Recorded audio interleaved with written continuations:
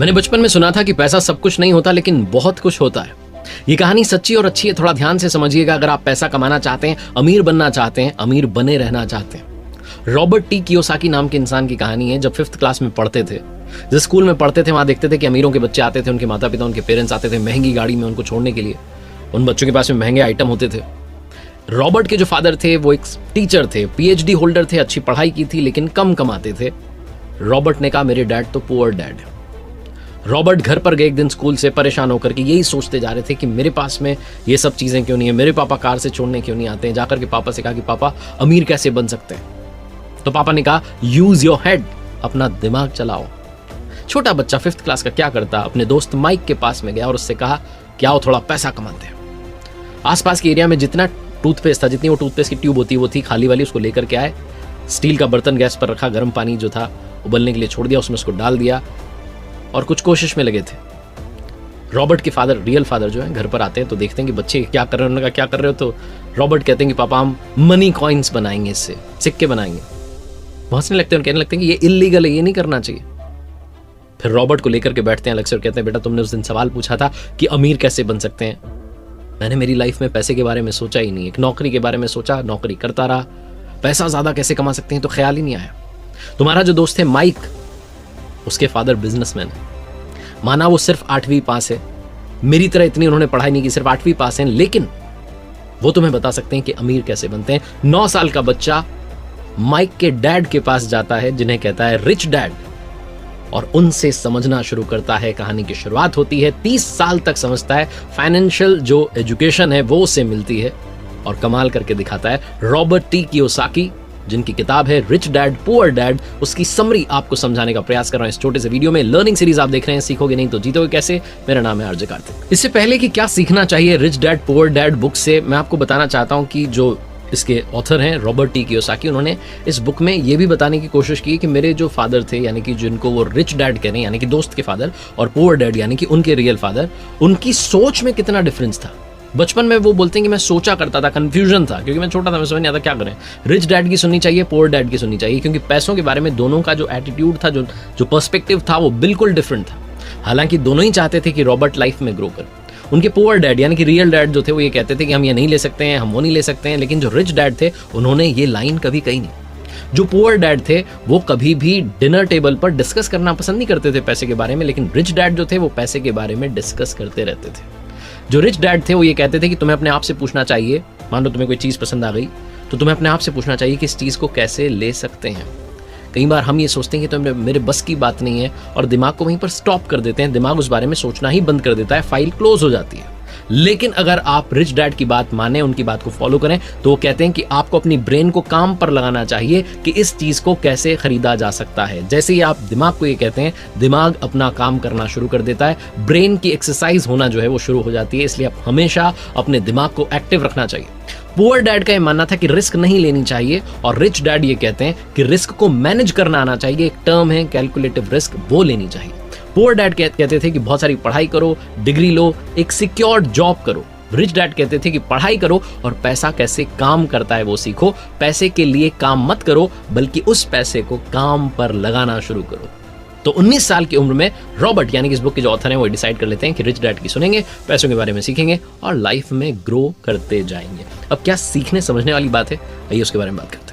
Rich dad जो है वो ये कहते थे कि आप कितना पैसा कमा रहे हैं ये इंपॉर्टेंट नहीं है, इंपॉर्टेंट ये है कि आप कितना पैसा बचा रहे हैं। बहुत सारे लोगों को ये पता ही नहीं होता है। आपने देखा है वो सेलिब्रिटीज, वो सिंगर्स, वो एक्टर्स जो कि एक समय में बहुत अमीर थे, करोड़ों में कमाई कर रहे थे, लेकिन एक समय के बाद में उनके पास में कुछ बचता नहीं है, वो बैंकरप्ट हो जाते हैं, गरीब हो जाते हैं। जो एक महंगी लाइफस्टाइल मैनेज कर रहे थे, कुछ भी नहीं बचता है, क्योंकि वो फाइनेंशियली नॉलेज नहीं गेन कर पाए, अपने पैसे को मैनेज नहीं कर पाए और अमीर नहीं बने रहे। Rich dad poor dad book जो है आपको यही सिखाती है कि अमीर बनना और अमीर बने रहना दोनों में बहुत सारा अंतर होता है। अगर आप थोड़ा समझना चाहते हैं, इस कैश फ्लो को समझना चाहते हैं, तो सबसे पहले आपको एसेट के बारे में, लायबिलिटीज के बारे में समझना होगा। रिच डैड कहते हैं कि एसेट जो है वो आपकी जेब में पैसा डाल रहा है, लायबिलिटीज जो है वो आपकी जेब से पैसा निकाल रही है। अगर आप अमीर बनना चाह रहे हैं तो एसेट आपको खरीदनी होंगी। अगर आप मिडिल क्लास और लोअर क्लास लाइफ जीना चाह रहे हैं तो आपको लायबिलिटीज खरीदनी होंगी। कोई भी अमीर आदमी चाहे पढ़ा लिखा ना हो, जैसे कि रिच डैड जो है वो सिर्फ 8वीं पास हैं, लेकिन वो फाइनेंशियली लिटरेट होता है, फाइनेंशियली साउंड होता है, उससे सब कुछ मालूम होता है कि पैसा कैसे काम करता है, पैसे को कहाँ लगाना चाहिए और कितना मुझे बेनिफिट हो सकता है। हर आदमी की लाइफ में एक इनकम स्टेटमेंट, बैलेंस शीट और कैश फ्लो होता है। इनकम स्टेटमेंट को एक तो इनकम और एक्सपेंसेस में जो है उसको डिवाइड किया जाता है, जो बता रहा है कि कितना आ रहा है और कितना जा रहा है। बैलेंस शीट में भी 2 पार्ट होते हैं, एक एसेट होता है, दूसरा लायबिलिटीज होता है। तो आपके एसेट जो है आपके लिए पैसा बना रहे हैं, आपको पैसा कमा के दे रहे हैं, जैसे कि जमीन है, शेयर मार्केट है, या आपने बॉन्ड्स में पैसा लगाया, या आपकी इंटेलेक्चुअल प्रॉपर्टी है। लायबिलिटीज जो है इसका मतलब कि आप सिर्फ और सिर्फ लोन चुका रहे हैं। तो सबसे पहले समझते हैं गरीब आदमी का कैश फ्लो। गरीब आदमी का जो कैश फ्लो है उसकी सिर्फ और सिर्फ जो सोर्स ऑफ इनकम है वो उसकी सैलरी है, यानी कि तनख्वाह है। तनख्वाह एक तय समय पर आती है और जैसे ही आती है एक्सपेंसेस शुरू हो जाते हैं। एक्सपेंसेस में उसे घर का किराया देना है, खाना है, कपड़े हैं, सारा का सारा पैसा एक्सपेंसेस में चला जाता है। उसके पास में नील बटा सन्नाटा बचता है। गरीब आदमी की बैलेंस शीट देखेंगे तो जो एसेट्स का कॉलम है वो हमेशा ब्लैंक रहता है। लायबिलिटीज में ही उसका सारा पैसा जो है चला जाता है, यानी कि इनकम आती है और चली जाती है, रुकता कुछ भी नहीं है। ये होता है गरीब आदमी का कैश फ्लो। गरीब आदमी के कैश फ्लो को और मिडिल क्लास आदमी के कैश फ्लो को अगर आप समझेंगे तो ज्यादा डिफरेंस नहीं दिखेगा, क्योंकि यहां पर भी एसेट का कॉलम खाली है। जो मिडिल क्लास लोग होते हैं उनका एक सेट पैटर्न होता है। शादी हो जाती है, उसके बाद में किसी नए शहर में जॉब की तलाश में चले जाते हैं, वहाँ एक किराए का घर लेते हैं। किराए का घर लेने के बाद में लगता है कि अब अपना घर बनाना चाहिए, अपने घर के लिए पैसा कमाना है, पैसा कमाना है, पैसा कमाना है। थोड़ा सा जो है वो एक डाउन पेमेंट की जितना पैसा जो है वो इकट्ठा करते हैं, फिर घर की जो है डाउन पेमेंट देते हैं, फिर शुरू हो जाता है लोन। और लोन तो चल ही रहा है, साथ साथ उस घर को सजाना चाहते हैं, इंटीरियर पर खर्चा करते हैं, फर्नीचर अच्छा लेना है, दूसरा सामान लेना है, कार अच्छी लेनी है। कुल मिलाकर के लायबिलिटीज का जो कॉलम है उसको भरते चले जाते हैं। Car loan, home loan, credit card loan, बहुत सारे लोन जो है वो चलते चले जाते हैं। पैसा आता तो है, इनकम आती तो है सैलरी के रूप में, लेकिन वो सीधी आकर के लायबिलिटीज में चली जाती है, बचता कुछ भी नहीं है। एसेट का कॉलम पूरी तरीके से खाली रह जाता है। अब समझते हैं अमीरों का कैश फ्लो आखिर होता कैसा है। जो अमीर है उनका कैश फ्लो क्या होता है। अगर आप इनकम वाला कॉलम देखेंगे तो उसमें भी 3-4 चीजें हैं, सिर्फ सैलरी पर ही डिपेंडेंट नहीं है। इंटरेस्ट जो है उसका पैसा आ रहा है, कैपिटल गेन जो है उसका पैसा आ रहा है, डिविडेंड जो है उसका पैसा आ रहा है, रॉयल्टीज का पैसा आ रहा है। और जब बात करते हैं एक्सपेंसेस की तो वही एक्सपेंसेस जो सबके हैं, टैक्स भी देना है, खाना भी है, कपड़े भी हैं, बच्चों की एजुकेशन भी है, ये सब तो है ही। लेकिन जब आप बैलेंस शीट की तरफ जाएंगे तो आपको दिखेगा कि लायबिलिटीज में बहुत कम है और एसेट्स में बहुत सारा है। लायबिलिटीज में क्रेडिट कार्ड है और लोन है, क्योंकि अगर आप बिजनेस कर रहे हैं तो लोन तो आपको लेना ही है, आपके पास में खर्चा भी होगा तो आपको पैसा तो चाहिए ही। एसेट्स की अगर बात करें तो वहां पर स्टॉक्स हैं, बॉन्ड्स हैं, इंटेलेक्चुअल प्रॉपर्टीज हैं और भी बहुत कुछ है, साथ में बिजनेसेस तो चल ही रहे हैं। तो कुल मिलाकर के जो अमीर व्यक्ति होता है उसका सारा और सारा ध्यान होता है एसेट वाला जो कॉलम है उसको बड़ा करने में। जो गरीब है और जो मिडिल क्लास है उनको लगता है कि लायबिलिटीज जो है उसमें आनंद है, थोड़ा बहुत पैसा भी बच रहा है तो कहीं और खर्च करते हैं, घूम कर आ जाते हैं, पैसा जो है ज्यादा से ज्यादा खर्च करते हैं, अपने पास नहीं रखते हैं। उन्हें उस पैसे का सही इस्तेमाल करना नहीं आता। अगर उनके पास में पैसा भी आ गया तो वो तुरंत उसे अपने पास से बाहर भेजना चाहते हैं किसी ऐसी जगह पर। कई बार तो बिना सोचे समझे डिसीजन लेते हैं और वो ऐसी जगह पर पैसा चला जाता है कि जाकर के फंस जाता है।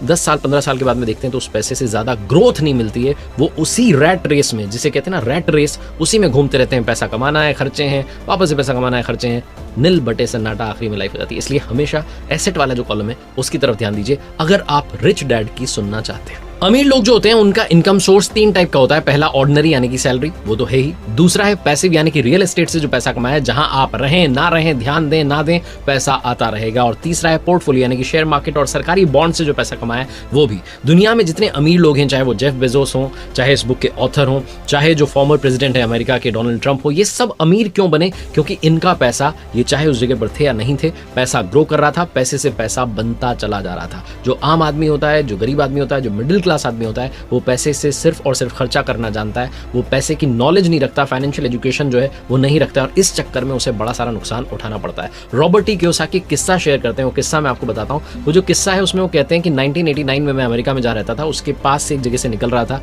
तो मैंने देखा कि ज्यादातर जो घर थे उन पर सेल के बोर्ड लगे थे, यानी कि बिकने के लिए वो तैयार थे। उस समय अमेरिका में रिसेशन आ गया था, शेयर मार्केट टूट चुका था और वहाँ की रियल एस्टेट जो मार्केट थी वो भी बहुत खराब हालत में थी। तो इन्होंने देखा कि एक घर के नोटिस बोर्ड पर बहुत दिनों से सेल का जो था बोर्ड लगा हुआ था। उस घर के मालिक से जाकर के मिलते हैं और पूछते हैं कितने में बेच रहे हो, तो कहते हैं कि मैंने तो बेचने के लिए लगाया लेकिन कोई खरीदार आ ही नहीं रहा है। तो रॉबर्ट पूछते हैं कि मुझे घर पसंद आ रहा है, आप क्या बोलते हैं कितने में? तो $20,000 में डील जो है फाइनल होती है। रॉबर्ट उस घर में किराएदार रख देते हैं। 2 साल तक किराएदार वहां रहते हैं, तब तक रियल एस्टेट का जो मार्केट था वापस से बूम पर आता है, वापस से ग्रो करने लगता है और उस जगह की वैल्यू बढ़ जाती है। रॉबर्ट 2 साल के बाद में $95,000 में उसे बेच देते हैं, बहुत सारा प्रॉफिट भी होता है और 2 साल में जब तक वो जगह वहां थी तब तक किराएदार रख करके वो पैसा भी बना लेते हैं। कुल मिलाकर के कहने का मतलब ये है कि पैसे से पैसा बन सकता है। ये जो रियल एस्टेट का जो बिजनेस है ये रॉबर्ट टी कियोसाकी को समझ में आ गया और वो लाइफ में ग्रो करते चले गए। मैकडॉनल्ड्स की बात करें तो मैकडॉनल्ड्स सिर्फ बर्गर बेचकर के पैसा नहीं कमा रहा है, मैकडॉनल्ड्स जो है वो पैसा कमा रहा है रियल एस्टेट में इन्वेस्टमेंट की वजह से भी, क्योंकि आज उनके पास में पूरी दुनिया में बहुत सारी रियल एस्टेट की प्रॉपर्टीज हैं। रिच डैड पुअर डैड में 3 कमाल की बातें बताई गई हैं। सबसे पहली, अर्निंग पर नहीं लर्निंग पर ध्यान दीजिए, क्योंकि लर्निंग यानी कि सीखना जीवन की प्रक्रिया है और ये अनंत तक चलती चली जाती है। आप जितना सीखेंगे उतना कम है। फाइनेंशियल लर्निंग बहुत इंपॉर्टेंट है क्योंकि गलतियां होती रहेंगी, हर गलती से सीखिए, आगे बढ़ना शुरू कीजिए। दूसरी, गलतियां उसी से होती हैं जो जीतने के लिए खेलता है। अगर आप जीतने के लिए खेल रहे हैं तो गलतियां होंगी, गलतियां होने दीजिए, उनसे सीखिए, आगे बढ़िए। और तीसरी, पैसे के लिए काम मत करो, पैसे को काम पर लगाना शुरू करो। और अगर आप फाइनेंशियल नॉलेज चाहते हैं, लिटरेट होना चाहते हैं फाइनेंशियली, तो आपको पढ़नी चाहिए रिच डैड पुअर डैड। देखते रहिए हर सोमवार सुबह 9:30 बजे मेरे साथ एक नई कहानी और हर शुक्रवार सुबह 9:30 बजे लर्निंग सीरीज का एक नया वीडियो।